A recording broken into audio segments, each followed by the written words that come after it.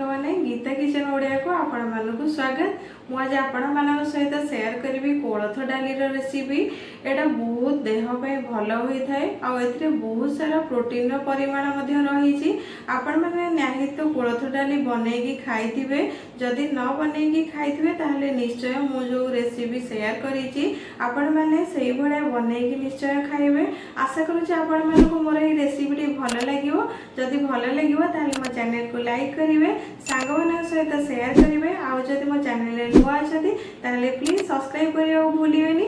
आउ जदि एमिति नुआ वीडियो नोटिफिकेशन चाहूचंती ताहले बेल आइकन को प्रेस करिया को मध्य भूलिबेनी। एबे चलंतु देखिबा आजिर रेसिपी आउ तामे कोन सामग्री मु व्यवहार करेछि। चलंतु माने डाली निहाती खाइथिबे, सबु प्रकार डाली मध्य आपण माने खाइथिबे, किंतु ता भितर कोलथ डालीटा आम देह पई बहुत भल आउ एटा मध्य बहुत हेल्दी होइथाय।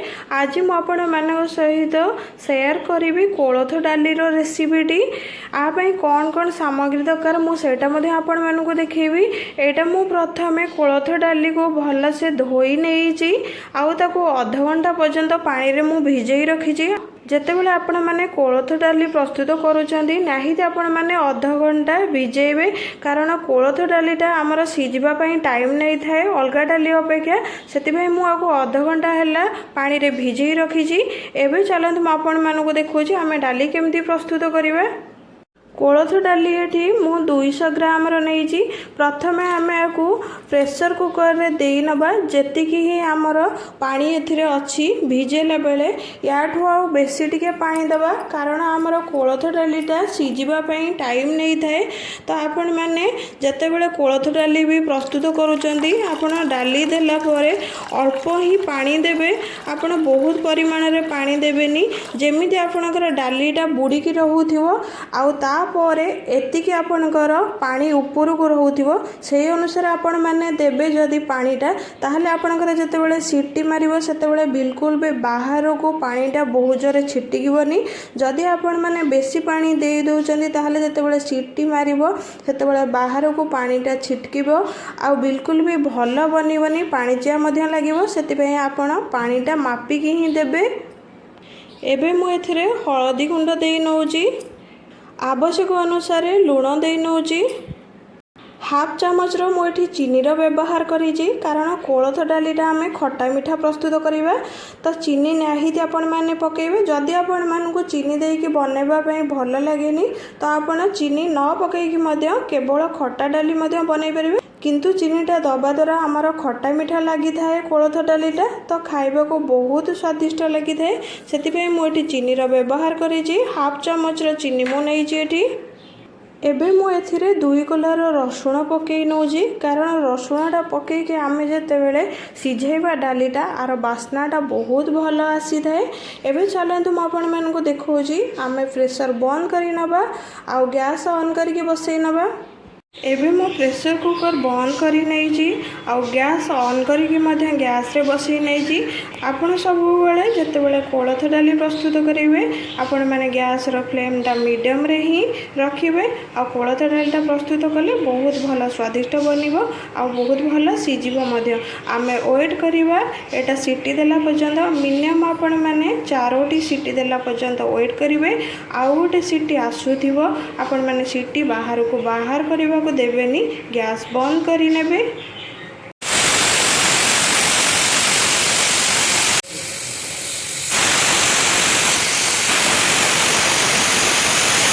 एबे आपण माने देखंतु हमर पूरा पूरी 4टा सीटी हे गलाणी।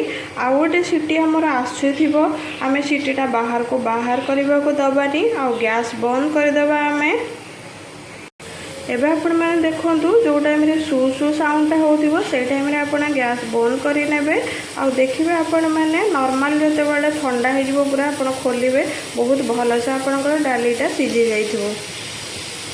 एबे हमर गैस बंद करिवार हमर 10 मिनिट हे गलानी। हमर मध्य आ भितर जो गैसटा थिला सेटा मध्य ऑलरेडी बाहरी जाइछि। तथापि आपण माने चेक कर नेबे खोलिया पूर्वरु एटा हल्का टिके मी टेकी नेबे। जदि टिके गैस थिबो ताहले एटा बाहरी जिवो। एबे मु आपण माने खोली के देखौछि जे हमर डालीटा केमती बहुत भलो से सिझी जाइथिबो।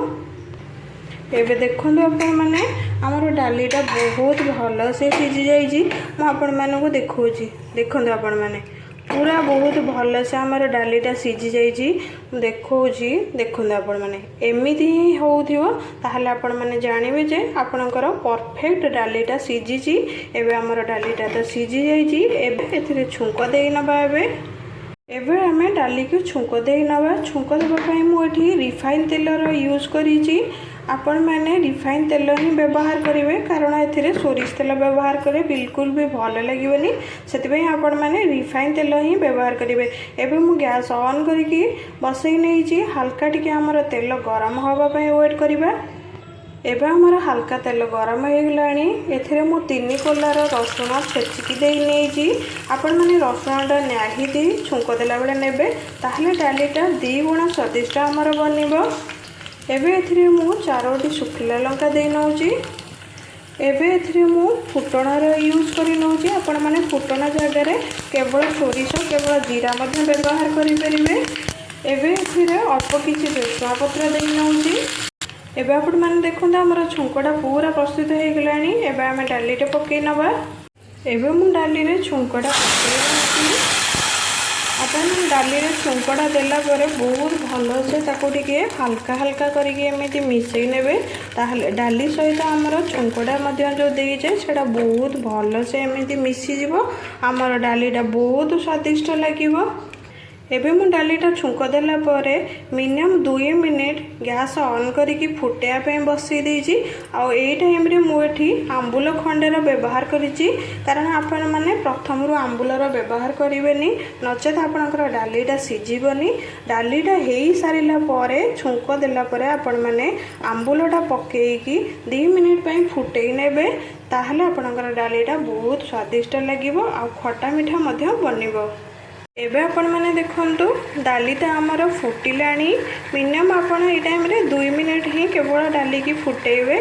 एबे हमर डालीटा पूरा प्रस्तुत हो गलानी। एबे हमें बंद करि नबा गैस। एबे हमर कोलथ डाली बनिकी रेडी हो जाइए।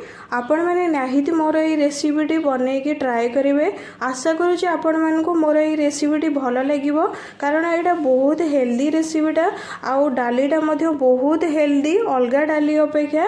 आपण मानक जदि मोर ये रेसिपीटी भल लगे ताल मो चैनल को लाइक करेंगे आउ सांग मान सहित निश्चय शेयर करेंगे। आउ जदि मो चैनल नुआ अच्छा ताहले प्लीज मो चैनल को सब्सक्राइब करने को भूलिबेनी। आउ जदि एमती नुआ नुआ वीडियो नोटिफिकेशन चाहूँगी ताहले बेल आइकन को प्रेस करिया मध्य भूलिबेनी।